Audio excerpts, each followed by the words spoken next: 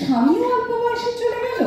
অনেকেই হয়তো ভাবে যে আরে এই মানুষটার তো বিয়েই হয়নি, বিয়ে হয়েছে, স্বামী চলে গেছে। তো তখন আমি ভাবি, মেয়েকে নিয়ে যখন রোজ রাত্রেবেলায় শুতে যাই, তখন কিন্তু ঠাকুরকে বলি, ঠাকুর আমার কিন্তু তুমি ছাড়া কেউ নেই। আমার যদি জ্বর আসে, আমার একটা ওষুধ এনে দেওয়ারও কেউ নেই। আমার কিন্তু মেয়েটা কাজে চলে যায়, একলা একলা সকাল থেকে রাত অব্দি থাকি। তখন কিন্তু আমার মনে হয় যে ঠাকুর তোমাকে যদি জীবনে না পেতাম, হয়তো কবে পাশেই রেল লাইন, সেখানে গলা দিয়ে শুয়ে থাকতাম। কিন্তু ঠাকুর আছেন, তাই জন্য এতটুকুও ভেঙে পড়ি না। কিভাবে?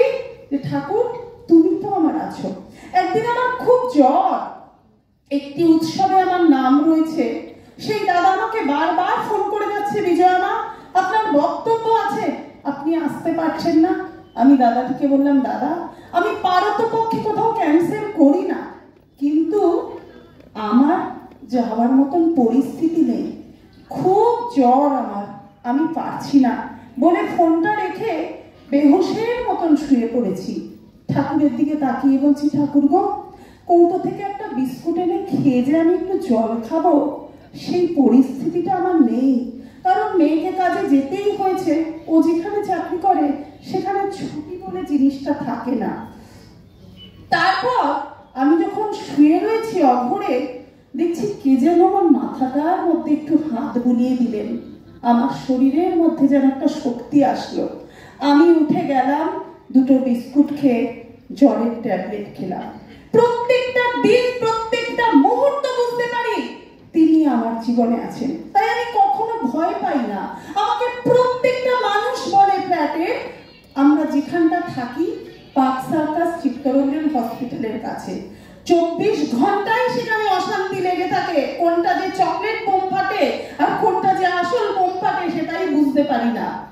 তো আমাকে আমার ফ্ল্যাটের লোকেরা বলে, আমাদের সবার ঘরে কিছু না কিছু প্রোটেকশন আছে তাদের ঘরে, কারণ সবার হয়তো কিছু না কিছু প্রোটেকশন তারা রেখে দিয়েছে, সরকারি মতে হোক যেভাবে হোক।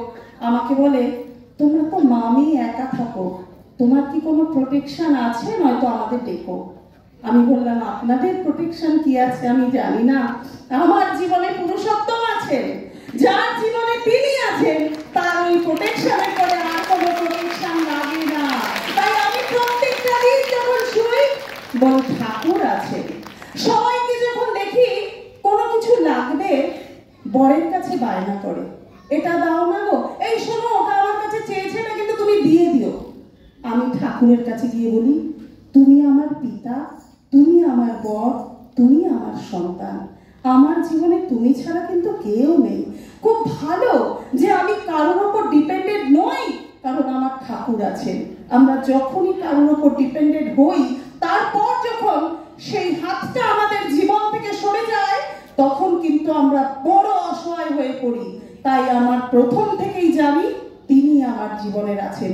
তাই বোধহয় আমি জীবনে যেদিন প্রথম দেওঘরে পা রেখেছিলাম, আজ থেকে প্রায় 29 বছর আগে আচার্যদেব আমাকে ডেকেই এই কথাটা বলে দিয়েছিলেন, আপনি শুধু ঠাকুরের জন্যই পৃথিবীতে এসেছেন, তার কাজ করবেন, তাকে নিয়ে থাকবেন।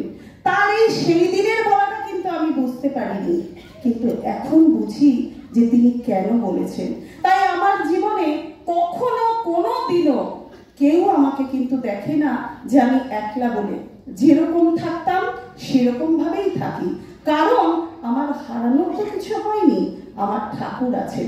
এই যে আমরা ভাবি আমার বর আমার জীবনের সব, আমার সন্তান আমার জীবনের সব, আমার স্ত্রী আমার জীবনের সব।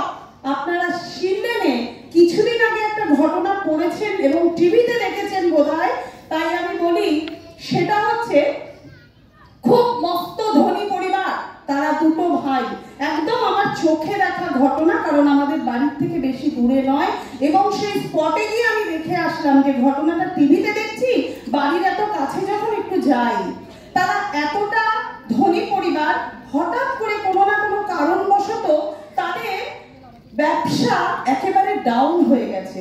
ডাউন হয়ে যাওয়ার পর